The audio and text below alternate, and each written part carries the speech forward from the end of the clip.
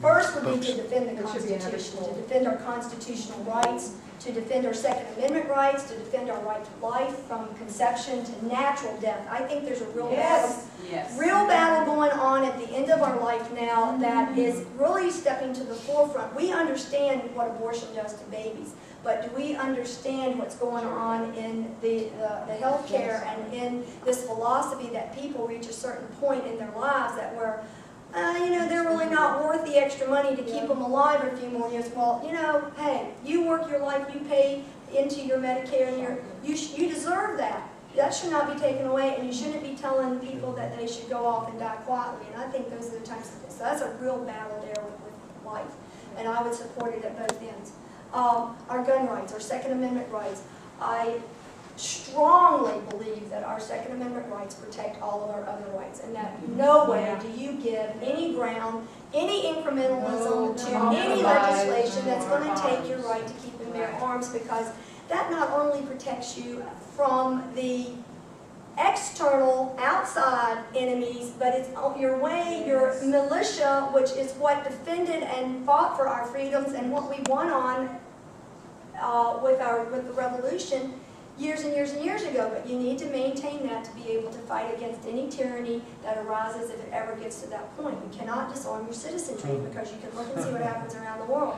So pro-life, pro-gun, limited government.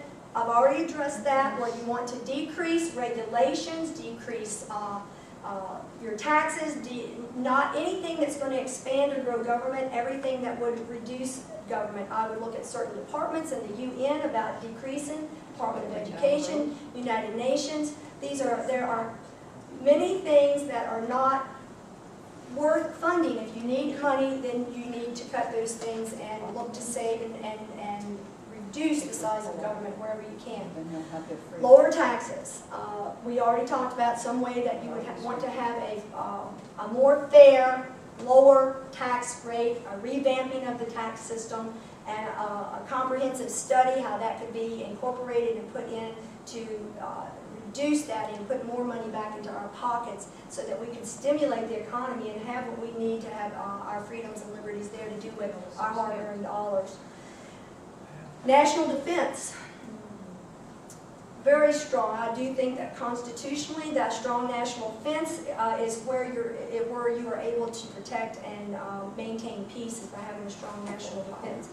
Fully fund our military, fully take care of our veterans when they come home. It's a shame what's going on in the VA hospitals today, that it's being, the funding's been cut. These men and women that are serving right now to protect the freedoms that this tyrannical government is trying to take away from us, they're over there fighting to protect us. And they're coming home and there's not enough nurses and doctors in the VA hospitals to take care of them. I have 3 sons that are going to be in the Army. Tim's a senior, he does his training. You know, he's going to be a 2nd lieutenant, they're going to ship him off somewhere. You know, my heart is with those people. I have numerous members in my family that have served in different branches. And I've encouraged my sons in homeschooling them. I taught them patriotism and nationalism. I am as proud as I can be that they're going to put on a uniform and serve this country, and that they're doing it willingly. And not the UN would have uniforms. No, I don't. Okay, and to protect our, you know, one nation under God, that we are a nation, whether Obama wants to believe it or not, we are still a Christian, Judeo-Christian nation, and that those are the founding principles. And our founders, if we're not a moral country, if we don't have a moral base, then we run into this outside regulation that's necessary to keep us safe.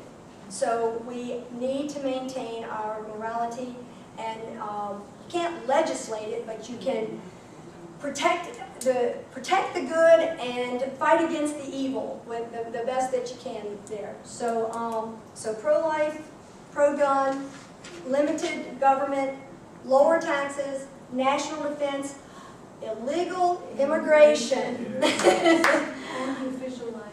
Official language or English, I believe. That's been a no-brainer all my life. Teaching, I teach.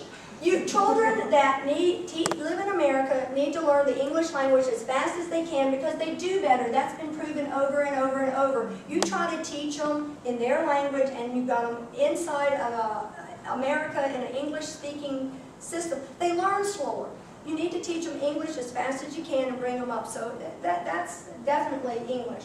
The illegal immigrants, protect the borders.